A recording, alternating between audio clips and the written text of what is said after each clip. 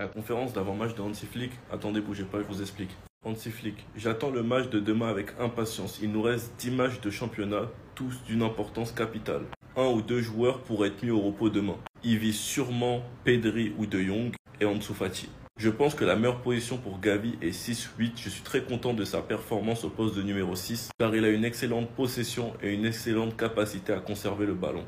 Il explique que contre Osasuna, c'était l'anniversaire du médecin qui est décédé, paix à son âme, et que les joueurs pensaient à lui. Je suis très fier du match qui a été joué. On sent dans l'air que nous sommes prêts à nous battre pour tout.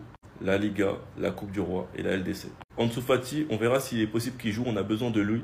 Ce n'est pas facile pour lui et je le sais, il y a aussi Pablo Torre et Pau Victor qui s'entraînent très bien chaque semaine. Je veux ça de chaque joueur, c'est tout ce que je peux dire. Ce matin, j'ai parlé à Lamine Yamal et je lui ai demandé comment il se sentait, la réponse a été positive. Lamine est très intelligent et sait gérer son rythme en match. Fermin est un super gars, un battant. Quand il ne joue pas bien, il n'est pas content. On le voit avec le sourire qu'il donne toujours tout pour l'équipe. Ça c'est Fermin et il le montre chaque match. Je suis heureux qu'il soit là, il est fantastique. Enfin bref, sinon vous les gars, vous en pensez quoi? Ramenez-vous sur cette personne, on s'ennuie. La surcharge de Frenkie de Jong, la gestion de Lamine Yamal et le cas Ansu Fati, c'est parti. Frenkie de Jong, qui était sorti à la mi-temps du match contre Osasuna, souffre d'une surcharge des adducteurs. Il pourrait être mis au repos contre Gérone en prévision du match de coupe contre l'Atlético la semaine prochaine. Concernant Lamine Yamal, Hansi Flick suit avec Lamine la même politique que Guardiola a mise en œuvre avec Messi. Plus il joue, mieux c'est. Cependant, il devrait être mis au repos contre Gérone, lui qui a joué 90 minutes, tout comme Jules Koundé contre Osasuna.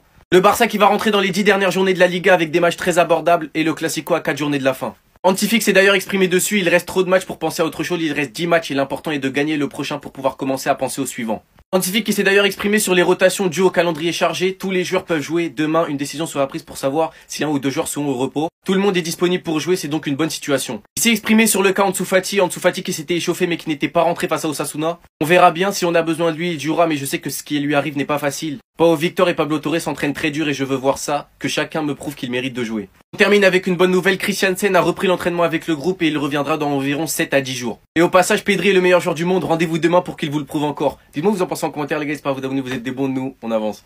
Attendez. Pour moi, ça, c'est de la provocation. Vraiment, c'est de la provocation. Ou du moins, ça commence à l'être. Donc ça, là, c'est l'équipe gagnante à l'entraînement aujourd'hui côté Barça. Et quand j'ai vu la photo, vous savez, il s'est passé quoi? Vous savez ce que je me suis dit? Je me suis dit, au bout d'un moment, ça suffit. Regardez la photo. Il y a du Alaoro, il y a du Iñaki Peña, il y a du Gérard Martin. Et pour finir, encore une fois, quel est le joueur qui est présent? Ansu Fati. Et c'est comme ça à chaque fois. Regardez.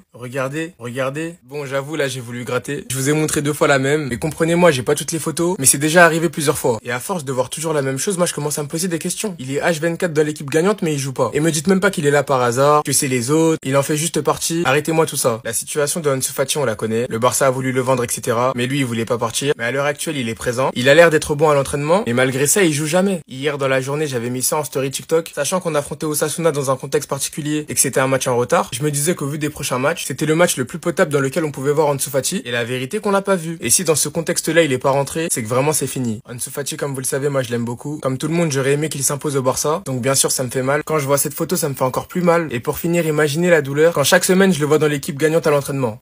Les gars, gros coup dur pour le Barça et c'est officiel. Hein. Dani Olmo est absent pendant 3 semaines. Donc hier, buteur lors du match contre Osasuna. Mais il est sorti sur blessure. Donc 3 semaines d'indisponibilité pour le joueur espagnol. Dites-vous, depuis son arrivée du côté du Barça l'été dernier, il a déjà loupé pas mal de matchs. Hein. Il a déjà manqué 17 matchs. Sans compter les matchs là qu'il va louper là pendant les 3 prochaines semaines. Donc 3 en raison de son inscription. Souvenez-vous, en début de saison, il n'avait pas été enregistré, il ne pouvait pas jouer. Donc 3 matchs manqués. Et aussi 14 en raison d'une blessure. Donc là, il va augmenter bien sûr son total. Normalement, il va louper 6 matchs. Donc il aura loupé 23 matchs en tout, Dani Olmo, cette saison. Et l'objectif, en gros, pour le FC Barcelone, c'est de le récupérer le 15 avril prochain. Ça sera le match retour de Ligue des Champions contre le Borussia Dortmund. On va parler cette fois-ci de Robert Lewandowski. Avec son but hier contre Osasuna, Lewandowski a dépassé Ronaldinho au nombre de buts inscrits pour le FC Barcelone. 95 pour Lewandowski, 94 pour Ronaldinho. Et on finit aujourd'hui avec l'ancien Blaugrana Dani Alves qui est en prison là depuis pas mal de mois dans une prison à Barcelone. Et on apprend aujourd'hui qu'il est sorti de prison. Il n'y a plus de charges contre lui. Donc la haute cour de justice de Catalogne a acquitté Dani Alves de la condamnation pour agression sexuelle dont il était accusé. Le club de Osasuna envoie une plainte contre le FC Barcelone. Souvenez-vous, avant-hier, le Barça s'est imposé 3-0 contre Osasuna. Donc, qu'est-ce qui se passe? Donc, Osasuna dépose un recours contre le Barça. Osasuna reproche qu'Inigo Martinez ait joué donc jeudi soir en se basant sur une règle de la FIFA qui stipule tout simplement qu'un joueur forfait avec son équipe nationale, parce que lui, il a annoncé forfait avec l'Espagne lors des 2 matchs contre les Pays-Bas, ne peut pas jouer avec son club dans les 5 prochains jours qui suivent le match international. Donc, le match contre les Pays-Bas était dimanche dernier et le match du Barça contre Osasuna était jeudi dernier. Et du coup, Osasuna aimerait en gros gagner le match sur tapis vert. Bon, maintenant, on attend bien sûr la décision finale de la Liga. Et toujours concernant cette rencontre, ce serait fou de perdre le match sur tapis vert et en plus perdre Dani Olmo. Donc Dani Olmo, les gars, c'est sa blessure. Il est blessé à l'adducteur droit. Donc il est blessé pour les 3 prochaines semaines, mais surtout il va louper 6 matchs. Il devrait louper les 2 matchs de Ligue des Champions contre Dortmund. Demain après-midi, le FC Barcelone reçoit à 16h15 l'équipe de Gérone. C'est un derby. Gérone, les gars, c'est à 40 km de Barcelone. Bref, et en raison des absences au milieu de terrain, Gérone envisage de payer au Barça 300 000 € pour supprimer la clause de peur. C'est quoi une clause de peur? En gros, c'est quand un joueur il est prêté, par exemple, ce joueur du Barça il est prêté à Girona. En gros, il n'a pas le droit de jouer contre son club où il est prêté. Donc, en gros, il n'a pas le droit de jouer contre le Barça, à part si, bien sûr, Gérone paye 300 000 €. Ils sont prêts à payer cette somme tout simplement pour qu'il joue demain contre le FC Barcelone. Et on finit aujourd'hui les gars avec une petite info concernant Flick et Lamine Yamal. Et Flick suit avec Lamine Yamal la même politique que Guardiola a mise en œuvre avec Léo Messi. Plus il joue, mieux c'est. Il devrait cependant se reposer demain et commencer sur le banc contre Girone pour avoir du repos. Waouh, waouh. Il est trop fort les gars. Je vous jure, Hansi Flick, il est beaucoup trop fort. Le bilan d'Hansi Flick, c'est Barcelone les gars, il est incroyable.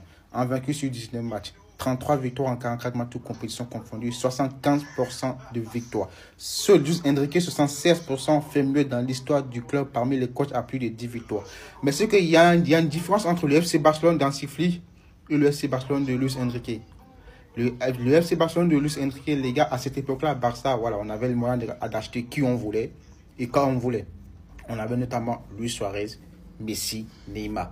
Le trio, le meilleur trio de l'histoire du football. Et derrière, au milieu de terrain, tu avais des Rakitic, des Iniesta, des Busquets, des Xavi. Ça, c'était le FC Barcelone, le grand Barça de Luis Enrique. Mais ce que le Barça de Hansi Flick, les gars, c'est pas ça. Hansi Flick, il arrive dans un Barça malade.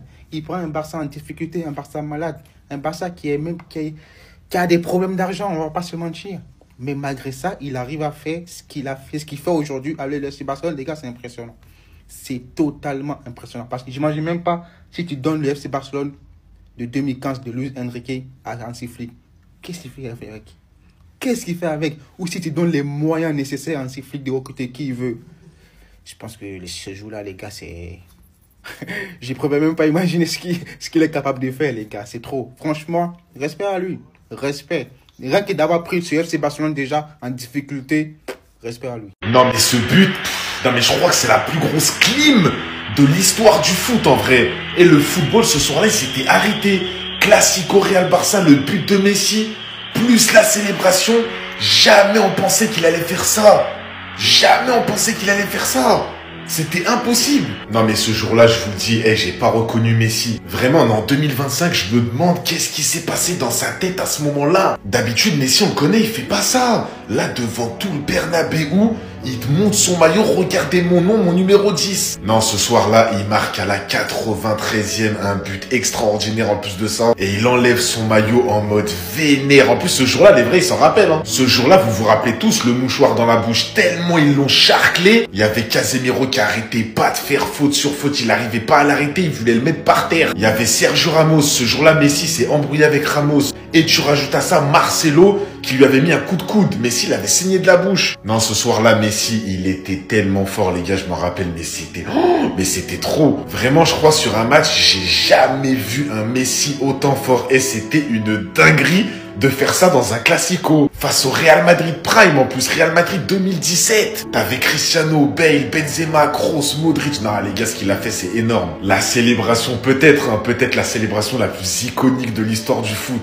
Lionel Messi, le meilleur joueur de tous les temps, dans le stade du Bernabéu, qui te remonte son maillot. Sors-moi une meilleure célébration, sors-moi. Et le pire, les gars, ce qui rajoute de l'aura, du charisme à la célébration, c'est que Messi, mais jamais de la vie, mais jamais, on pensait qu'il allait faire ça. Mais genre, c'était pas du tout le joueur apte pour faire une célébration comme ça. Lui, tu connais, c'est dans la discrétion, tac-tac, pour sa grand-mère, tout ça. Mais les trucs comme ça, c'est pas son genre. Là, ce soir-là, il était en feu.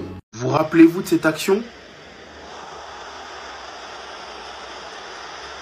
Dans ce monde du football-là, on parle souvent de rivalité entre des attaquants par rapport aux statistiques, par rapport au nombre de buts. Les arrière-droits, on parle pas assez de ce qu'ils ont fait. C'est beaucoup plus compliqué de défendre que d'attaquer. Quand tu joues au Barça et au Real, forcément, il y a de la rivalité. Et cette rivalité entre Cristiano et Dani Alves, je trouve qu'elle est pas assez mise en avant. Cristiano qui se transformait en défenseur central pour pouvoir tacler Dani Alves. Et inversement, Dani Alves qui se prend pour un ailier droit d'un coup, qui fait le Neymar, qui a un petit pont sur CR7. C'était le prime du football. Il fallait être là, les gars. Il fallait être là. Ah, si je vous montre cette image, vous pourrez croire qu'ils sont les meilleurs amis du monde, que voilà. Alors que pas du tout sur un terrain, c'était la guerre.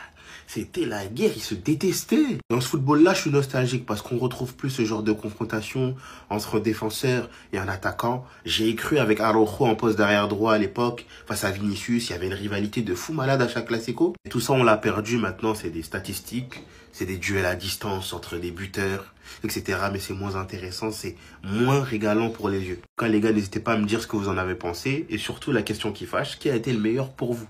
Quelle progression, Baldé. Hier, c'est propre, c'est propre, c'est propre, c'est propre. Passe D, 96% de passes réussies, 4 duels gagnés, des occasions créées, des ballons récupérés à son poste. En plus qu'il avait tout le flanc gauche vu que Rafinha n'était pas là. Et il s'en est très bien servi, défensivement comme offensivement. On l'a dit, de manière offensive, il réalise sa meilleure saison en fait tout simplement alors qu'il revient de blessure, d'une longue blessure d'ailleurs. Défensivement, il a beaucoup progressé. Donc, il y en a qui disent encore que ouais, il est un peu comme sa première saison. Non, il a beaucoup protégé, il va te blesser, beaucoup progressé. Dans la tête, dans le QI foot, et même dans les centres, etc. On voit qu'il travaille, et ça va venir tout seul. En plus d'être des fois le joueur qui dribble le plus au FC Barcelone sur certains matchs, il égale Koundé avec 8 passes D. Pour une fois, les gars, à son âge, dans les grands clubs, qui a déjà performé déjà au très haut niveau comme ça, il est jeune, il est très jeune. Regardez les Jordi Alba, les Abidal, etc. qui sont passés au Barça.